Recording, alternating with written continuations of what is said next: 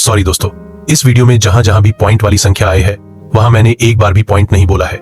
इसके लिए मैं माफी चाहता हूं, लेकिन मैंने इसका भी जुगाड़ कर दिया है। मैंने इसमें कैप्शन ऐड कर दिया है ताकि एनिमेटेड वीडियो के साथ साथ जहां जहां संख्या का इजहार हुआ है वहां कैप्शन देख के कंफ्यूजन दूर किया जा सकता है। कैप्शन चेक कर लेना, नहीं तो सेशन में गलती हो सकती है दोस्तों। लेकिन हाँ, वीडियो मस्त है दोस्तों। एक बार वीडियो देखने के बाद चैप्टर पढ़ने की जरूरत नहीं। तो चलिए चलते हैं चैप्टर की ओर। चैप्टर का नाम है यूरोप में राष्ट्रवाद का उदय। 1848 में एक फ्रांसीसी कलाकार फ्रेडरिक सॉर्यू ने 4 चित्रों की एक श्रृंखला बनाई। इनमें उसने सपनों का एक संसार रचा जो उसके शब्दों में जनतांत्रिक और सामाजिक गणतंत्रों से मिलकर बना था। इस श्रृंखला के पहले चित्र देखें। चित्र 1 में यूरोप और अमेरिका के लोग दिखाए गए हैं। सभी उम्र और सामाजिक वर्गों के स्त्री पुरुष एक लंबी कतार में स्वतंत्रता की प्रतिमा की वंदना करते हुए जा रहे हैं। आपको याद होगा कि फ्रांसीसी क्रांति के दौरान कलाकार स्वतंत्रता को महिला का रूप प्रदान किया करते थे। यहां भी आप ज्ञानोदय की मशाल को पहचान सकते हैं जो उसके एक हाथ में है और दूसरे में मनुष्य के अधिकारों का घोषणा पत्र। प्रतिमा के सामने जमीन पर निरंकुश संस्थानों के ध्वस्त अवशेष बिखरे हुए हैं। सॉर्यू के कल्पनादर्श यूटोपिया में दुनिया के लोग अलग राष्ट्रों के समूहों में बांटे हुए हैं जिनकी पहचान उनके कपड़ों और राष्ट्रीय पोशाक से होती है। स्वतंत्रता की मूर्ति से कहीं आगे इस जुलूस का नेतृत्व कर रहे हैं संयुक्त राज्य अमेरिका और स्विट्जरलैंड, जो तब तक राष्ट्र राज्य बन चुके थे। फ्रांस, जो क्रांतिकारी तिरंगे से पहचाना जा सकता है, प्रतिमा के पास अभी अभी पहुंचा है। उसके पीछे जर्मनी के लोग हैं जो काला, लाल और सुनहरा झंडा थामे हैं। यह दिलचस्प है कि जिस समय सॉर्यू ने यह छवि निर्मित की, जर्मन लोग तब तक एक संयुक्त राष्ट्र का हिस्सा नहीं बने थे। जो झंडा वे थामे हुए हैं वह 1848 की उदारवादी उम्मीदों की अभिव्यक्ति है, जिनमें अनेक जर्मन भाषी रियासतों को एक प्रजातांत्रिक संविधान के अंतर्गत एक राष्ट्र राज्य में गठित करने की चाह थी। जर्मन लोगों के बाद ऑस्ट्रिया, 2 सिसिलियों की राजशाही, Lombardy, Poland, England, Ireland, Hungary और रूस के लोग हैं। ऊपर स्वर्ग से ईसा मसीह, संत और फरिश्ते इस दृश्य पर अपनी नजरें जमाए हुए हैं। चित्रकार ने उनका इस्तेमाल दुनिया के राष्ट्रों के बीच भाईचारे के प्रतीक के रूप में किया है। इस अध्याय में ऐसे कई विषय उठाए जाएंगे जिनकी काल्पनिक अभिव्यक्ति सॉर्यू ने चित्र 1 में की थी। 19वीं सदी के दौरान राष्ट्रवाद एक ऐसी ताकत बनकर उभरा जिसने यूरोप के राजनीतिक और मानसिक जगत में भारी परिवर्तन ला दिए। इन परिवर्तनों से अंततः यूरोप के बहु राष्ट्रीय वंशीय साम्राज्यों के स्थान पर राष्ट्र राज्य का उदय हुआ। यूरोप में लंबे समय से एक ऐसे आधुनिक राज्य की गतिविधियां और विचार विकसित हो रहे थे जिसमें स्पष्ट रूप से परिभाषित क्षेत्र पर प्रभुसत्ता एक केंद्रीय शक्ति की थी। लेकिन राष्ट्र राज्य में न केवल उसके शासकों बल्कि उसके अधिकांश नागरिकों में एक साझा पहचान का भाव और साझा इतिहास या विरासत की भावना थी। साझेपन की यह भावना अनंत काल से नहीं थी। यह संघर्षों और नेताओं तथा आम लोगों की सरगर्मियों से निर्मित हुई थी। यह अध्याय उन विविध प्रक्रियाओं पर प्रकाश डालेगा जिनके तहत 19वीं सदी के यूरोप में राष्ट्र, राज्य और राष्ट्रवाद अस्तित्व में आए। अब हम पढ़ेंगे फ्रांसीसी क्रांति और राष्ट्र का विचार। राष्ट्रवाद की पहली स्पष्ट अभिव्यक्ति 1789 में फ्रांसीसी क्रांति के साथ हुई। जैसा कि आपको याद होगा, 1789 में फ्रांस एक ऐसा राज्य था जिसके संपूर्ण भू भाग पर एक निरंकुश राजा का आधिपत्य था। फ्रांसीसी क्रांति से जो राजनीतिक और संवैधानिक बदलाव हुए, उनसे प्रभुसत्ता राजतंत्र से निकल कर फ्रांसीसी नागरिकों के समूह में हस्तांतरित हो गई। क्रांति ने घोषणा की कि अब लोगों द्वारा राष्ट्र का गठन होगा और वे ही उसकी नियति तय करेंगे। प्रारंभ से ही फ्रांसीसी क्रांतिकारियों ने ऐसे अनेक कदम उठाए जिनसे फ्रांसीसी लोगों में एक सामूहिक पहचान की भावना पैदा हो सकती थी। पितृभूमि ला पात्री और नागरिक ले सितोयन जैसे विचारों ने एक संयुक्त समुदाय के विचार पर बल दिया, जिसे एक संविधान के अंतर्गत समान अधिकार प्राप्त थे। अतः एक नया फ्रांसीसी झंडा तिरंगा, द ट्राई कलर, चुना गया, जिसने पहले के राजध्वज की जगह ले ली। स्टेट जनरल का चुनाव सक्रिय नागरिकों के समूह द्वारा किया जाने लगा और उसका नाम बदलकर नेशनल असेंबली कर दिया गया। नई स्तुतियां रची गईं, शपथें ली गईं, शहीदों का गुणगान हुआ और यह सब राष्ट्र के नाम पर हुआ। एक केंद्रीय प्रशासनिक व्यवस्था लागू की गई, जिसने अपने भू भाग में रहने वाले सभी नागरिकों के लिए समान कानून बनाए। आंतरिक आयात निर्यात शुल्क समाप्त कर दिए गए और भार तथा नापने की एक समान व्यवस्था लागू की गई। क्षेत्रीय बोलियों को हतोत्साहित किया गया और पेरिस में फ्रेंच जैसी बोली और लिखी जाती थी वही राष्ट्र की साझा भाषा बन गई। क्रांतिकारियों ने यह भी घोषणा की कि फ्रांसीसी राष्ट्र का यह भाग्य और लक्ष्य था कि वह यूरोप के लोगों को निरंकुश शासकों से मुक्त कराए।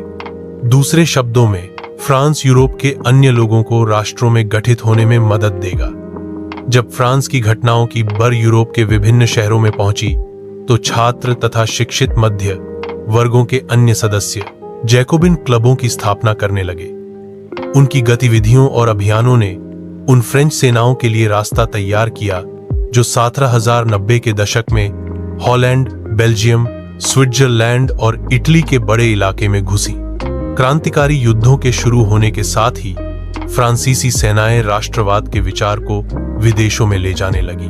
नेपोलियन के नियंत्रण में जो विशाल क्षेत्र आया, वहां उसने ऐसे अनेक सुधारों की शुरुआत की जिन्हें फ्रांस में पहले ही आरंभ किया जा चुका था।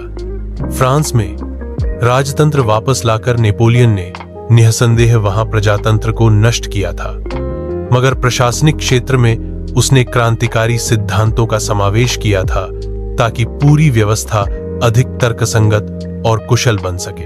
1804 की नागरिक संहिता, जिसे आमतौर पर नेपोलियन की संहिता के नाम से जाना जाता है, ने जन्म पर आधारित विशेषाधिकार समाप्त कर दिए थे। उसने कानून के समक्ष बराबरी और संपत्ति के अधिकार को सुरक्षित बनाया। इस संहिता को फ्रांसीसी नियंत्रण के अधीन क्षेत्रों में भी लागू किया गया। डच गणतंत्र, स्विट्जरलैंड, इटली और जर्मनी में नेपोलियन ने प्रशासनिक विभाजनों को सरल बनाया, सामंती व्यवस्था को खत्म किया और किसानों को भू, दासत्व और जागीरदारी शुल्कों से मुक्ति दिलाई। शहरों में भी कारीगरों के श्रेणी संघों के नियंत्रणों को हटा दिया गया। यातायात और संचार व्यवस्थाओं को सुधारा गया। किसानों, कारीगरों, मजदूरों और नए उद्योगपतियों ने नई मिली आजादी चखी।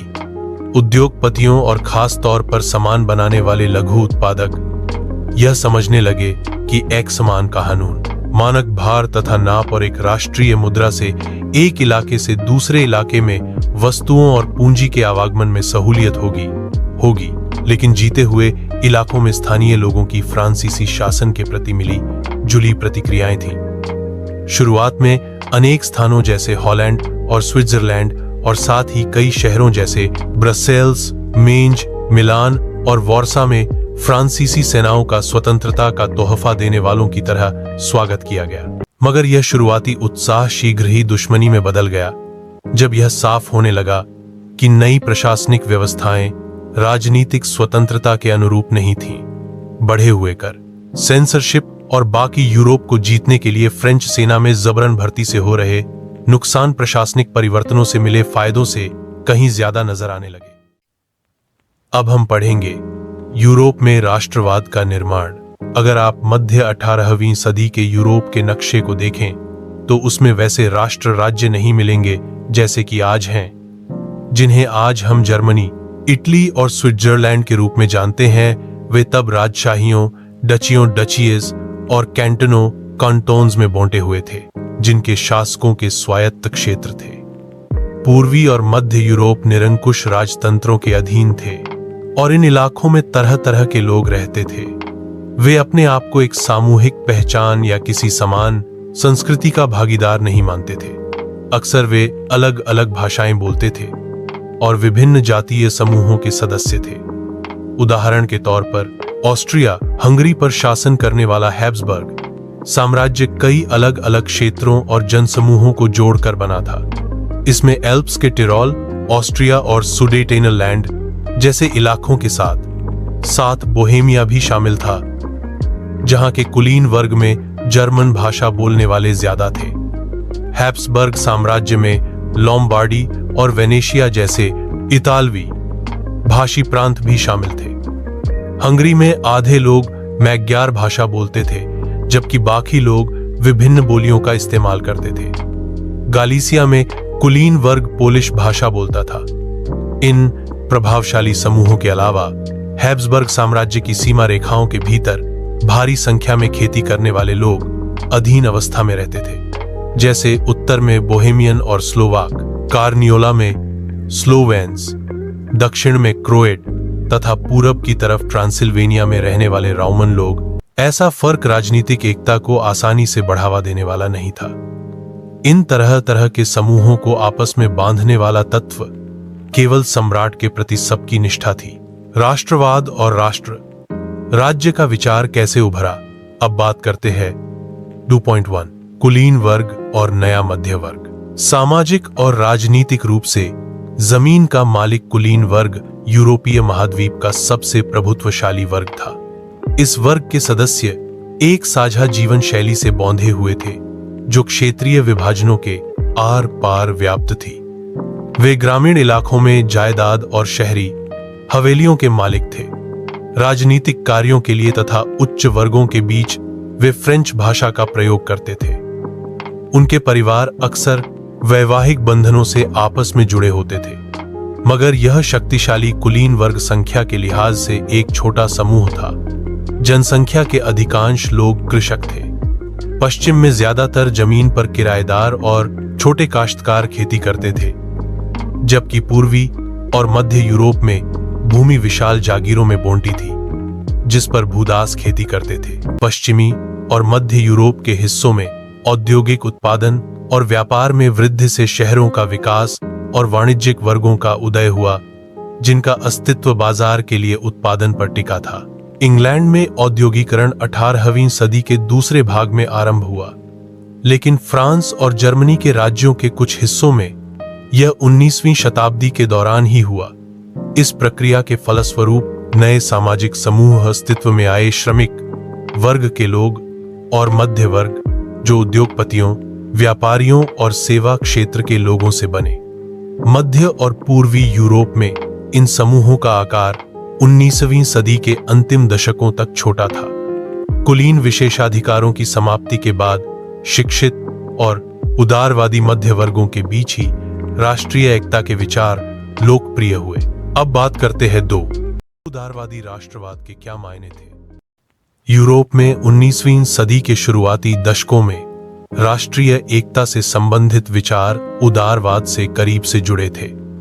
उदारवाद यानी लिबरलिज्म शब्द लातिन भाषा के मूल लिबर पर आधारित है, जिसका अर्थ है आजाद। नए मध्य वर्गों के लिए उदारवाद का मतलब था व्यक्ति के लिए आजादी और कानून के समक्ष सबकी बराबरी। राजनीतिक रूप से उदारवाद एक ऐसी सरकार पर जोर देता था जो सहमति से बनी हो। फ्रांसीसी क्रांति के बाद से उदारवाद निरंकुश शासक और पादरी वर्ग के विशेषाधिकारों की समाप्ति, संविधान तथा संसदीय प्रतिनिधि सरकार का पक्षधर था। 19वीं सदी के उदारवादी निजी संपत्ति के स्वामित्व की अनिवार्यता पर भी बल देते थे, लेकिन यह जरूरी नहीं था कि कानून के समक्ष बराबरी का विचार सबके लिए मताधिकार, सफरेज के पक्ष में था। आप याद करें कि क्रांतिकारी फ्रांस उदारवादी प्रजातंत्र का पहला राजनीतिक प्रयोग था और वहां मत देने और चुने जाने का अधिकार केवल संपत्तिवान पुरुषों को ही हासिल था।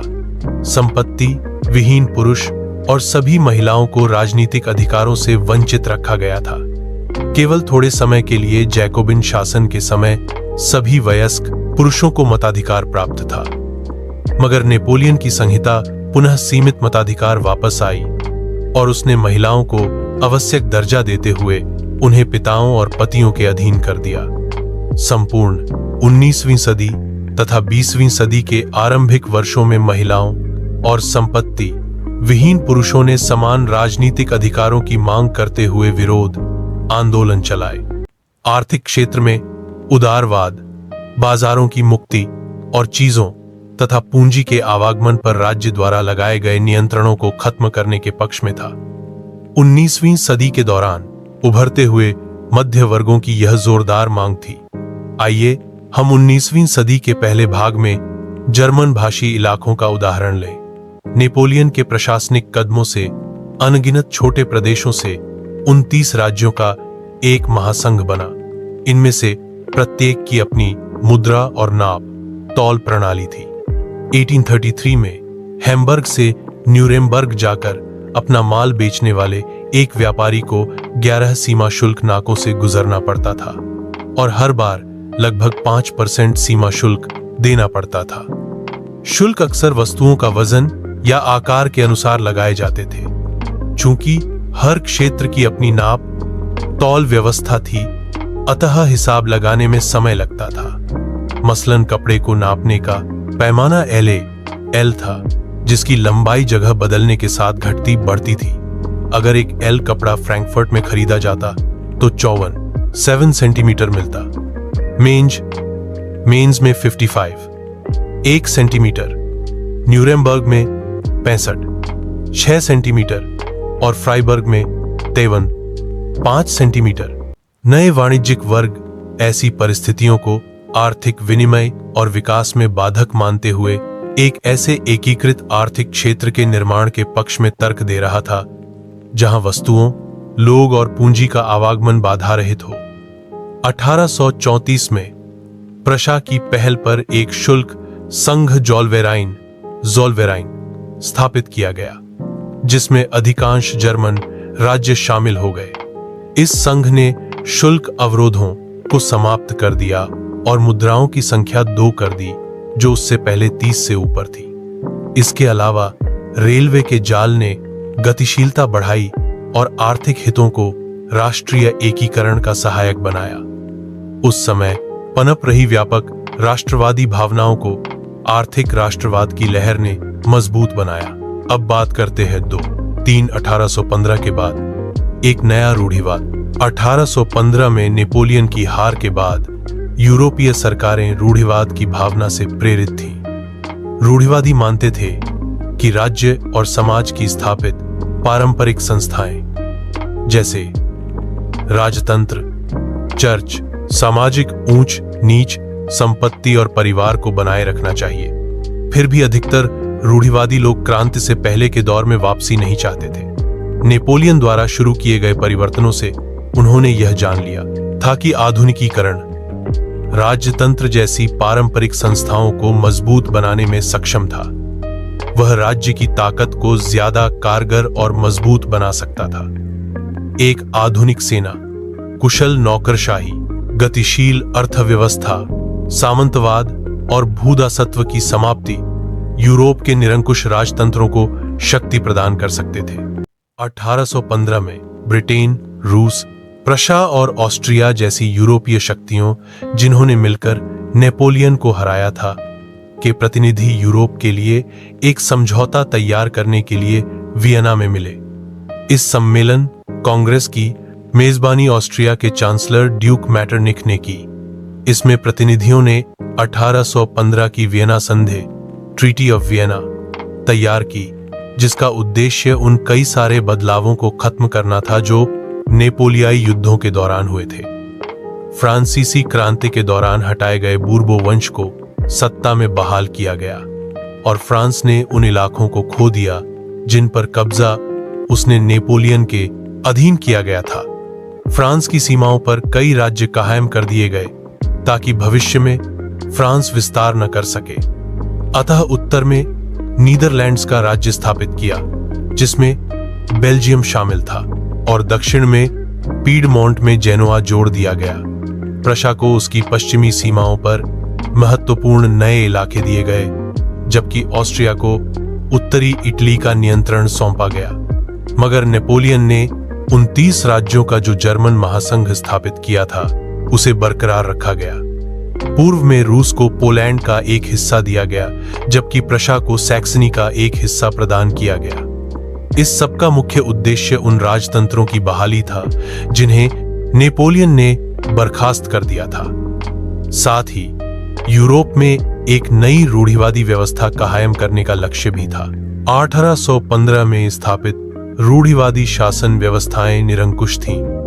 वे आलोचना और असहमति बर्दाश्त नहीं करती थीं और उन्होंने उन गतिविधियों को दबाना चाहा जो निरंकुश सरकारों की वैधता पर सवाल उठाती थीं। ज्यादातर सरकारों ने सेंसरशिप के नियम बनाए जिनका उद्देश्य अखबारों, किताबों, नाटकों और गीतों में व्यक्त उन बातों पर नियंत्रण लगाना था जिनसे फ्रांसीसी क्रांति से जुड़े स्वतंत्रता और मुक्ति के विचार झलकते थे। लेकिन फिर भी फ्रांसीसी क्रांति की स्मृति उदारवादियों को लगातार प्रेरित कर रही थी। नई रूढ़िवादी व्यवस्था के आलोचक उदारवादी राष्ट्रवादियों द्वारा उठाया गया एक मुख्य मुद्दा था प्रेस की आजादी। अब बात करते हैं 2.4 क्रांतिकारी। 1815 के बाद के वर्षों में दमन के भय ने अनेक उदारवादी राष्ट्रवादियों को भूमिगत कर दिया। बहुत सारे यूरोपीय राज्यों में क्रांतिकारियों को प्रशिक्षण देने और विचारों का प्रसार करने के लिए गुप्त संगठन उभर आए। उस समय क्रांतिकारी होने का मतलब उन राजतंत्रीय व्यवस्थाओं का विरोध करने से था जो वियना कांग्रेस के बाद स्थापित की गई थी। साथ ही स्वतंत्रता और मुक्ति के लिए प्रतिबद्ध होना और संघर्ष करना क्रांतिकारी होने के लिए जरूरी था। ज्यादातर क्रांतिकारी राष्ट्र राज्यों की स्थापना को आजादी के इस संघर्ष का अनिवार्य हिस्सा मानते थे। ऐसा ही वह व्यक्ति था इटली का क्रांतिकारी जुसेपी मेत्सिनी। उनका जन्म 805 में जेनोआ में हुआ था और वह कार्बोनारी नामक गुप्त संगठन का सदस्य बन गया। 24 साल की युवावस्था में लिगुरिया में क्रांति करने के लिए उसे बहिष्कृत कर दिया गया। तत्पश्चात उसने 2 और भूमिगत संगठनों की स्थापना की। पहला था मार्सेई में यंग इटली और दूसरा बर्न में यंग यूरोप, जिसके सदस्य पोलैंड, फ्रांस, इटली और जर्मन राज्यों में समान विचार रखने वाले युवा थे। मेत्सिनी का विश्वास था कि ईश्वर की मर्जी के अनुसार राष्ट्र ही मनुष्यों की प्राकृतिक इकाई थी। अतः इटली छोटे राज्यों और प्रदेशों के पैबंदों की तरह नहीं रह सकता था। उसे जोड़कर राष्ट्रों के व्यापक गठबंधन के अंदर एकीकृत गणतंत्र बनाना ही था। यह एकीकरण ही इटली की मुक्ति का आधार हो सकता था। उसके इस मॉडल की देखी जर्मनी, फ्रांस, स्विट्जरलैंड और पोलैंड में गुप्त संगठन कायम किए गए। मेत्सिनी द्वारा राजतंत्र का घोर विरोध करके और प्रजातांत्रिक गणतंत्रों के अपने स्वप्न से मेत्सिनी ने रूढ़िवादियों को हरा दिया। मैटरनिख ने उसे हमारी सामाजिक व्यवस्था का सबसे खतरनाक दुश्मन बताया। अब हम पढ़ेंगे क्रांतियों का युग 1830-1848। जैसे रूढ़िवादी व्यवस्थाओं ने अपनी ताकत को और मजबूत बनाने की कोशिश की, यूरोप के अनेक क्षेत्रों में उदारवाद और राष्ट्रवाद को क्रांति से जोड़कर देखा जाने लगा। इटली और जर्मनी के राज्य, ऑटोमन साम्राज्य के सूबे, आयरलैंड और पोलैंड ऐसे ही कुछ क्षेत्र थे। इन क्रांतियों का नेतृत्व उदारवादी राष्ट्रवादियों ने किया, जो शिक्षित मध्यवर्गीय विशिष्ट लोग थे। इनमें प्रोफेसर, स्कूली, अध्यापक, क्लर्क और वाणिज्य व्यापार में लगे मध्य वर्गों के लोग शामिल थे। प्रथम विद्रोह फ्रांस में जुलाई 1830 में हुआ। बूर्बो राजा, जिन्हें 1815 के बाद हुई रूढ़िवादी प्रतिक्रिया के दौरान सत्ता में बहाल किया गया था, उन्हें अब उदारवादी क्रांतिकारियों ने उखाड़ फेंका। उनकी जगह एक संवैधानिक राजतंत्र स्थापित किया गया, जिसका अध्यक्ष लुई फिलिप था। मैटरनिख ने एक बार यह टिप्पणी की थी कि जब फ्रांस छींकता है तो बाकी यूरोप की सर्दी जुकाम हो जाता है। जुलाई क्रांति से ब्रसेल्स में भी विद्रोह भड़क गया, जिसके फलस्वरूप United Kingdom of the Netherlands से अलग हो गया। एक घटना जिसने पूरे यूरोप के शिक्षित अभिजात वर्ग में राष्ट्रीय भावनाओं का संचार किया, वह थी यूनान का स्वतंत्रता संग्राम। 15वीं सदी से यूनान ऑटोमन साम्राज्य का हिस्सा था। यूरोप में क्रांतिकारी राष्ट्रवाद की प्रगति से यूनानियों का आजादी के लिए संघर्ष 1821 में आरंभ हो गया। यूनान में राष्ट्रवादियों को निर्वासन में रह रहे यूनानियों के साथ पश्चिमी यूरोप के अनेक लोगों का भी समर्थन मिला, जो प्राचीन यूनानी संस्कृति हेलेनिज्म के प्रति सहानुभूति रखते थे। कवियों और कलाकारों ने यूनान को यूरोपीय सभ्यता का पालना बताकर प्रशंसा की और एक मुस्लिम साम्राज्य के विरुद्ध यूनान के संघर्ष के लिए जनमत जुटाया। अंग्रेज कवि लॉर्ड बायरन ने धन इकट्ठा किया और बाद में युद्ध में लड़ने भी गए, जहां 1824 में बुखार से उनकी मृत्यु हो गई। अंततः 1832 की कुस्तुनतुनिया की संधि ने यूनान को एक स्वतंत्र राष्ट्र की मान्यता दी। अब बात करते हैं 3.1 रूमानी कल्पना और राष्ट्रीय भावना। राष्ट्रवाद का विकास केवल युद्धों और क्षेत्रीय विस्तार से नहीं हुआ। राष्ट्र के विचार के निर्माण में संस्कृति ने एक अहम भूमिका निभाई। कला, काव्य, कहानियों, किस्सों और संगीत ने राष्ट्रवादी भावनाओं को गढ़ने और व्यक्त करने में सहयोग दिया। आइए हम रूमानीवाद को देखें, जो एक ऐसा सांस्कृतिक आंदोलन था जो एक खास तरह की राष्ट्रीय भावना का विकास करना चाहता था। आमतौर पर रूमानी कलाकारों और कवियों ने तर्क, वितर्क और विज्ञान के महिमा मंडन की आलोचना की और उसकी जगह भावनाओं, अंतर्दृष्टि और रहस्यवादी भावनाओं पर जोर दिया। उनका प्रयास था कि एक साझा सामूहिक विरासत की अनुभूति और एक साझा सांस्कृतिक अतीत को राष्ट्र का आधार बनाया जाए। जर्मन दार्शनिक योहान गॉटफ्रीड जैसे रूमानी चिंतकों ने दावा किया कि सच्ची जर्मनी संस्कृति उसके आम लोगों 10 वॉल्क में निहित थी। राष्ट्र वॉल्कगाइस्ट की सच्ची आत्मा लोकगीतों, जन, काव्य और लोक नृत्यों से प्रकट होती थी। इसलिए लोक संस्कृति के इन स्वरूपों को एकत्र और अंकित करना राष्ट्र के निर्माण की परियोजना के लिए आवश्यक था। स्थानीय बोलियों पर बल और स्थानीय लोक साहित्य को एकत्र करने का उद्देश्य केवल प्राचीन राष्ट्रीय भावना को वापस लाना नहीं था, बल्कि आधुनिक राष्ट्रीय संदेश को ज्यादा लोगों तक पहुंचाना था, जिनमें से अधिकांश निरक्षर थे। यह खास तौर पर पोलैंड पर लागू होता था, जिसका 18वीं सदी के अंत में रूस, प्रशा और ऑस्ट्रिया जैसी बड़ी शक्तियों, ग्रेट पावर्स, ने विभाजन कर दिया था। यद्यपि पोलैंड अब स्वतंत्र भू क्षेत्र नहीं था, किंतु संगीत और भाषा के जरिए राष्ट्रीय भावना जीवित रखी गई। मसलन कैरोल कुर्पिस्की ने राष्ट्रीय संघर्ष का अपने ओपेरा और संगीत से गुणगान किया और पोलेनेस और माजुरका जैसे लोकनृत्यों को राष्ट्रीय प्रतीकों में बदल दिया। भाषा ने भी राष्ट्रीय भावनाओं के विकास में एक महत्वपूर्ण भूमिका निभाई। रूसी कब्जे के बाद पोलिश भाषा को स्कूलों से बलपूर्वक हटाकर रूसी भाषा को हर जगह जबरन लादा गया। 1831 में रूस के विरुद्ध एक सशस्त्र विद्रोह हुआ, जिसे आखिरकार कुचल दिया गया। इसके अनेक सदस्यों ने राष्ट्रवादी विरोध के लिए भाषा को एक हथियार बनाया। चर्च के आयोजनों और संपूर्ण धार्मिक शिक्षा में पोलिश का इस्तेमाल हुआ। इसका नतीजा यह हुआ कि बड़ी संख्या में पादरियों और बिशपों को जेल में डाल दिया गया। रूसी अधिकारियों ने उन्हें सजा देते हुए साइबेरिया भेज दिया, क्योंकि उन्होंने रूसी भाषा का प्रचार करने से इनकार कर दिया था। पोलिश भाषा रूसी प्रभुत्व के विरुद्ध संघर्ष के प्रतीक के रूप में देखी जाने लगी। अब बात करते हैं 3 दो भूख, कठिनाइयां और जन विद्रोह। 1830 का दशक यूरोप में भारी कठिनाइयां लेकर आया। 19वीं सदी के प्रथम भाग में पूरे यूरोप में जनसंख्या में जबरदस्त वृद्धि हुई।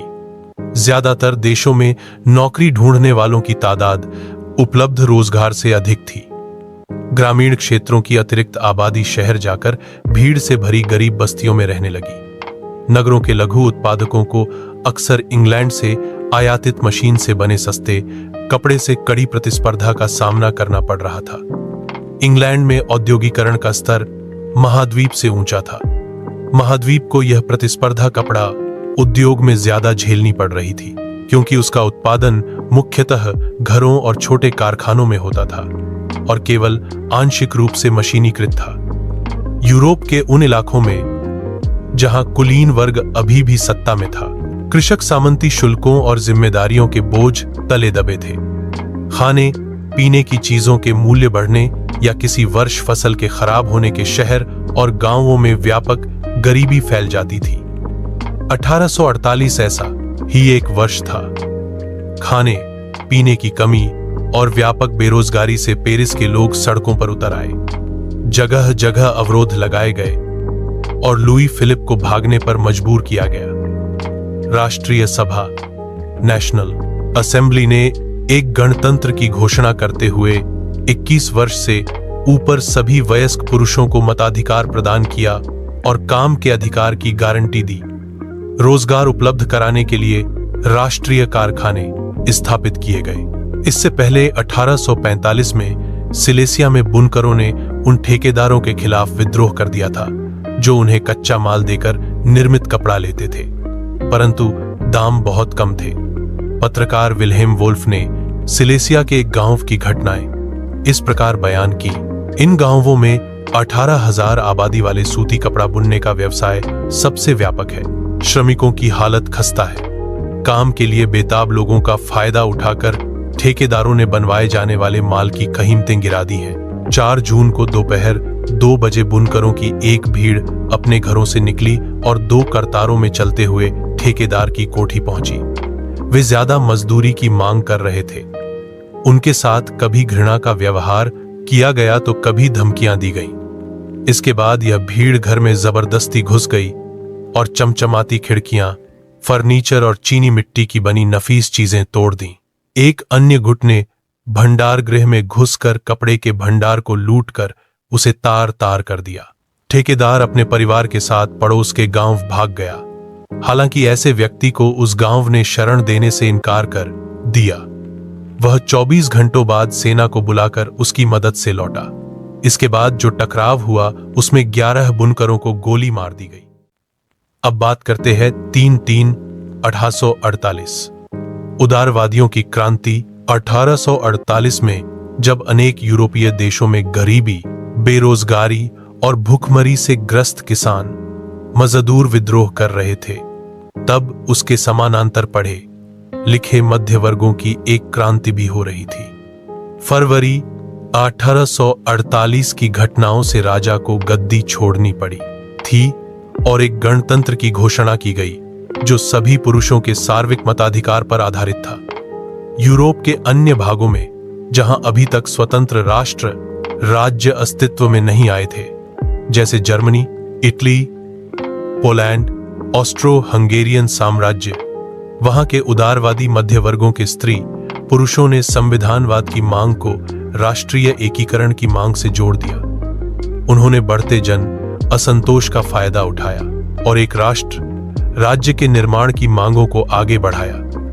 यह राष्ट्र राज्य संविधान, प्रेस की स्वतंत्रता और संगठन बनाने की आजादी जैसे संसदीय सिद्धांतों पर आधारित था।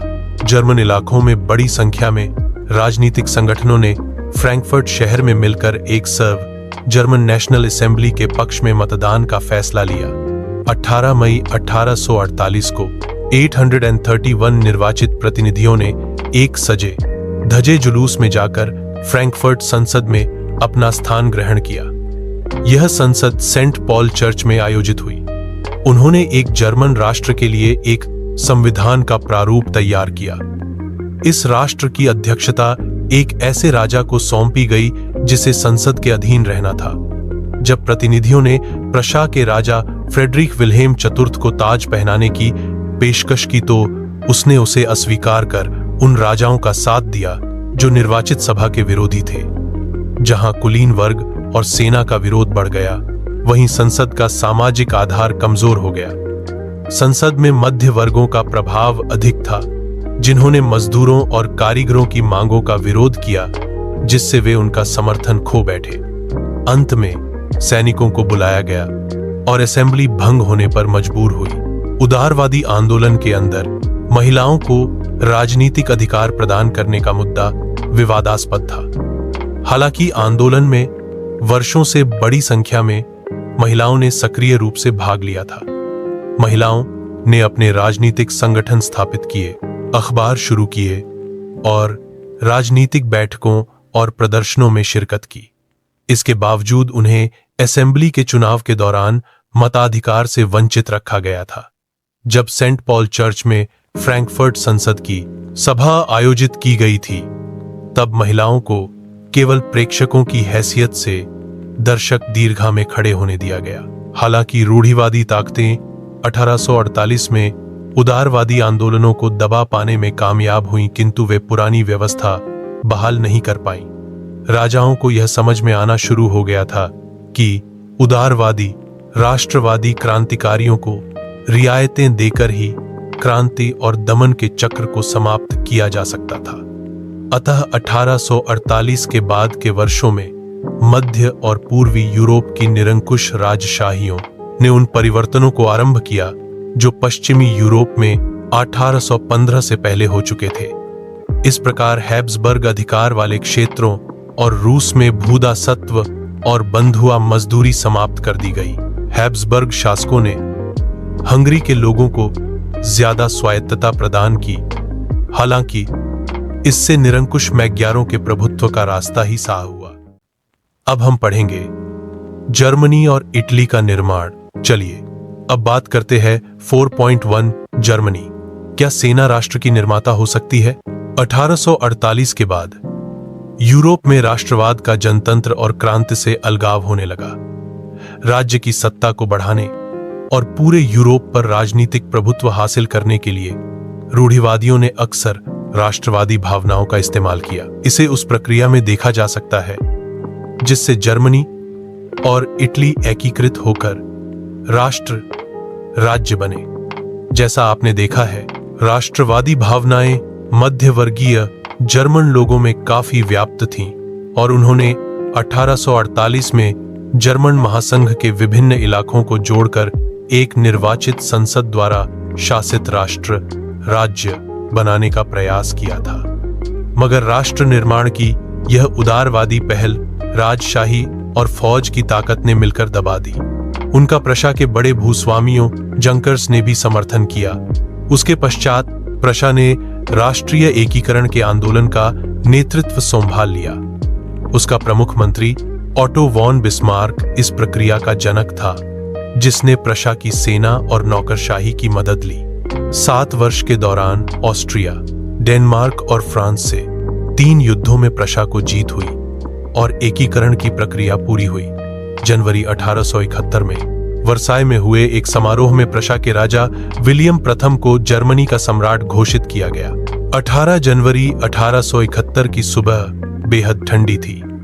जर्मन राज्यों के राजकुमारों, सेना के प्रतिनिधियों और प्रमुख मंत्री ऑटो वॉन बिस्मार्क समेत प्रशा के महत्वपूर्ण मंत्रियों की एक बैठक वर्साय के महल के बेहद ठंडे शीशमहल हॉल ऑफ मिरर्स में हुई। सभा ने प्रशा के काइजर विलियम प्रथम के नेतृत्व में नए जर्मन साम्राज्य की घोषणा की। जर्मनी में राष्ट्र निर्माण प्रक्रिया ने प्रशा राज्य की शक्ति के प्रभुत्व को दर्शाता था। नए राज्य ने जर्मनी की मुद्रा, बैंकिंग और कानूनी तथा न्यायिक व्यवस्थाओं के आधुनिकीकरण पर काफी जोर दिया और प्रशा द्वारा उठाए कदम और उसकी कार्रवाइयां बाकी जर्मनी के लिए अक्सर एक मॉडल बना। अब बात करते हैं 4.2 इटली के विषय पर। जर्मनी की तरह इटली में भी राजनीतिक विखंडन का एक लंबा इतिहास था। इटली अनेक वंशानुगत राज्यों तथा बहु राष्ट्रीय हैब्सबर्ग साम्राज्य में बिखरा हुआ था। 19वीं सदी के मध्य में इटली 7 राज्यों में बांटा हुआ था, जिनमें से केवल एक सार्डिनिया पीडमोंट में एक इतालवी राजघराने का शासन था। उत्तरी भाग ऑस्ट्रियाई हैब्सबर्गों के अधीन था, मध्य इलाकों पर पोप का शासन था और दक्षिणी क्षेत्र स्पेन के बूर्बो राजाओं के अधीन थे। इतालवी भाषा ने भी साझा रूप हासिल नहीं किया था और अभी तक उसके विविध क्षेत्रीय और स्थानीय रूप मौजूद थे।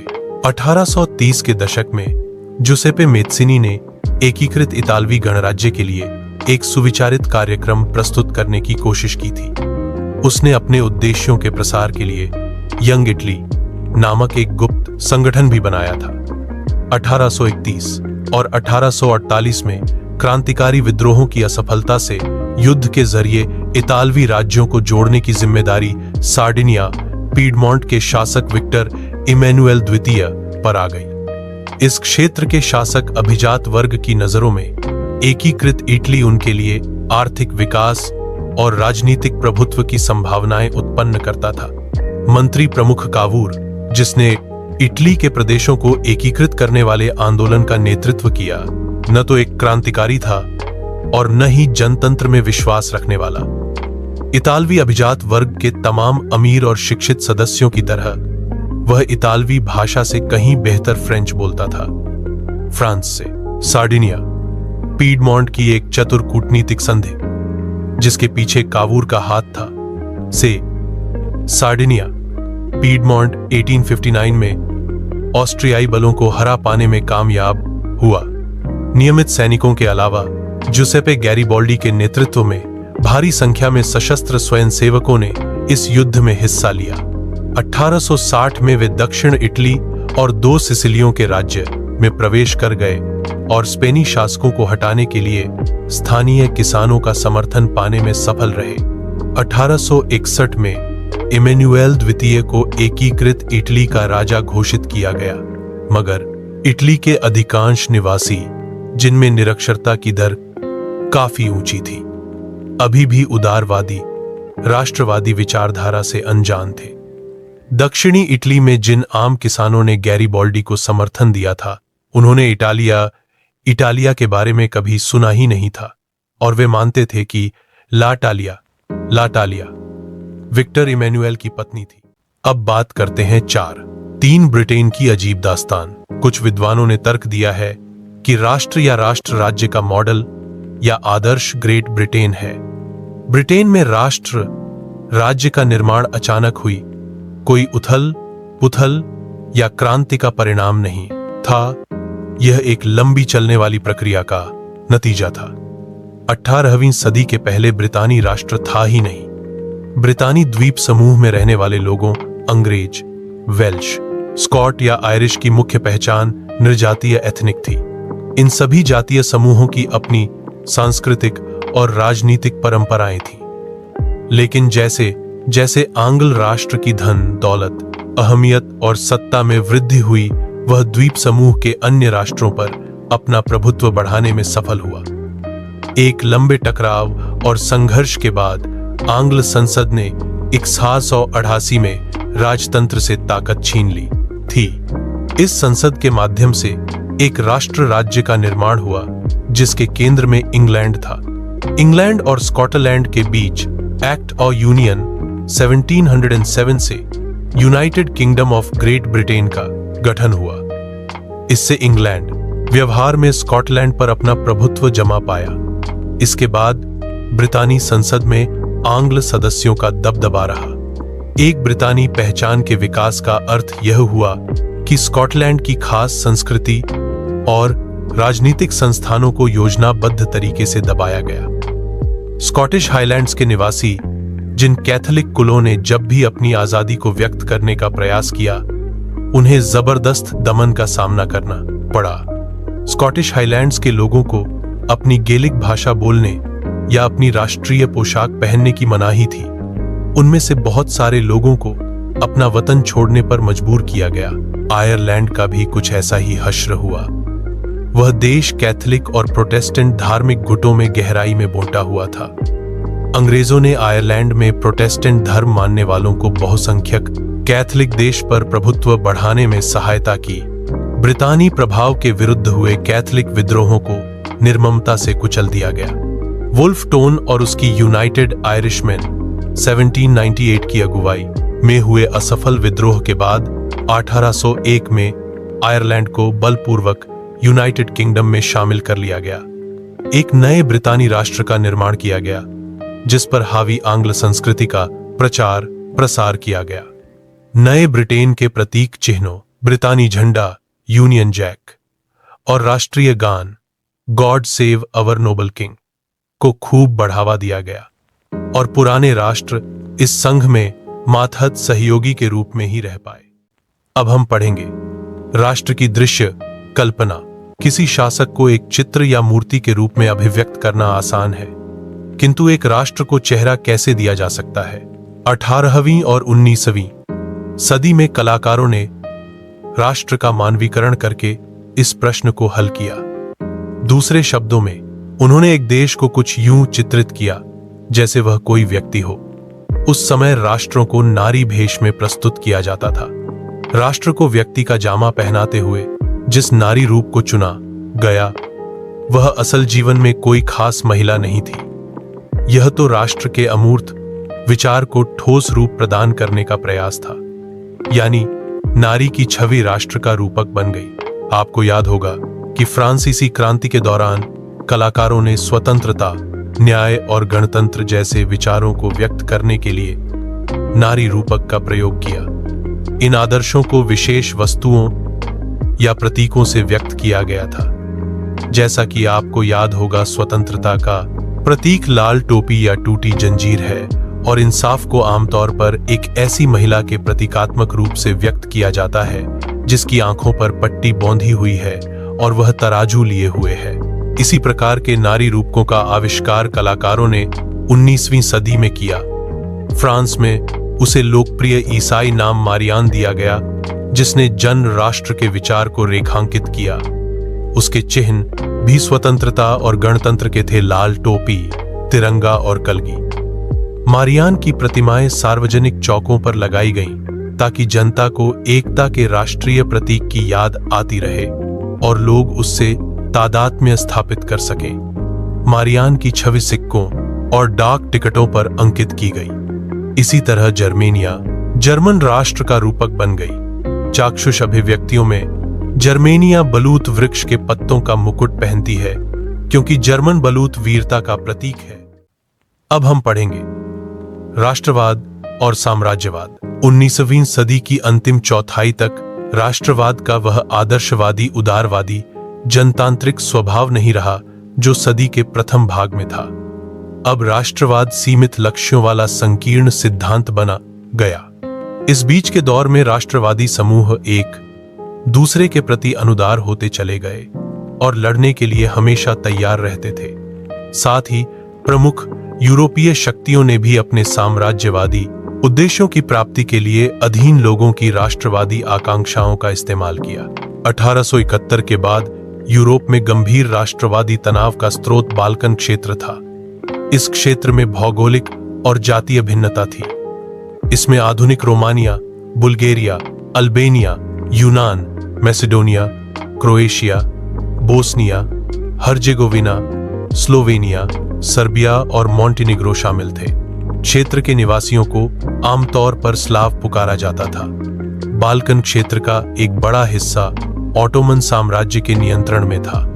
बाल्कन क्षेत्र में रूमानी राष्ट्रवाद के विचारों के फैलने और ऑटोमन साम्राज्य के विघटन से स्थिति काफी विस्फोटक हो गई। 19वीं सदी में ऑटोमन साम्राज्य ने आधुनिकीकरण और आंतरिक सुधारों के जरिए मजबूत बनना चाहा था, किंतु इसमें इसे बहुत कम सफलता मिली।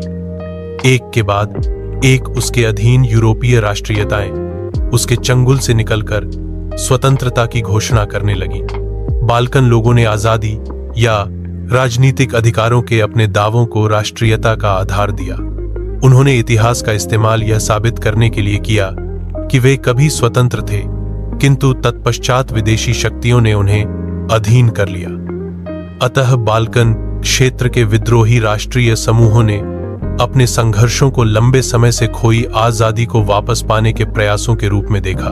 जैसे जैसे विभिन्न स्लाव राष्ट्रीय समूहों ने अपनी पहचान और स्वतंत्रता की परिभाषा तय करने की कोशिश की, बाल्कन क्षेत्र गहरे टकराव का क्षेत्र बन गया। बाल्कन राज्य एक दूसरे से भारी ईर्ष्या करते थे और हर एक राज्य अपने लिए ज्यादा से ज्यादा इलाका हथियाने की उम्मीद रखता था। परिस्थितियां और अधिक जटिल इसलिए हो गईं क्योंकि बाल्कन क्षेत्र में बड़ी शक्तियों के बीच प्रतिस्पर्धा होने लगी। इस समय यूरोपीय शक्तियों के बीच व्यापार और उपनिवेशों के साथ नौसैनिक और सैन्य ताकत के लिए गहरी प्रतिस्पर्धा थी।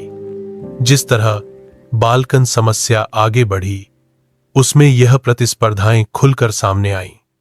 रूस, जर्मनी, इंग्लैंड, ऑस्ट्रो हंगरी की हर ताकत बाल्कन पर अन्य शक्तियों की पकड़ को कमजोर करके क्षेत्र में अपने प्रभाव को बढ़ाना चाहती थी। इससे इस इलाके में कई युद्ध हुए और अंततः प्रथम विश्व युद्ध हुआ। साम्राज्यवाद से जुड़कर राष्ट्रवाद 1914 में यूरोप को महाविपदा की ओर ले गया। लेकिन इस बीच विश्व के अनेक देशों ने, जिनका 19वीं सदी में यूरोपीय शक्तियों ने औपनिवेशीकरण किया था, साम्राज्यवादी प्रभुत्व का विरोध करने लगे। हर तरफ जो साम्राज्य विरोधी आंदोलन विकसित हुए, इस अर्थ में राष्ट्रवादी थे कि वे सभी स्वतंत्र राष्ट्र राज्य का निर्माण करने के लिए संघर्ष कर रहे थे। वे सभी एक सामूहिक राष्ट्रीय एकता की भावना से प्रेरित थे, जो साम्राज्यवाद विरोध की प्रक्रिया में उभरी। राष्ट्रवाद के यूरोपीय विचार कहीं और नहीं दोहराए गए, क्योंकि हर जगह लोगों ने अपनी तरह का विशिष्ट राष्ट्रवाद विकसित किया। मगर यह विचार कि समाजों को राष्ट्र राज्यों में गठित किया जाना चाहिए, अब स्वाभाविक और सार्वभौम मान लिया गया। अगर यह वीडियो आपको पसंद आया और इससे मदद मिली तो इसे लाइक जरूर करें और शिष्णा स्टडी सेंटर को सब्सक्राइब करें। अगला चैप्टर जल्द ही आ रहा है। बेल आइकन दबाओ ताकि मिस न हो। पढ़ाई अब होगी आसान। शिष्णा स्टडी के साथ धन्यवाद।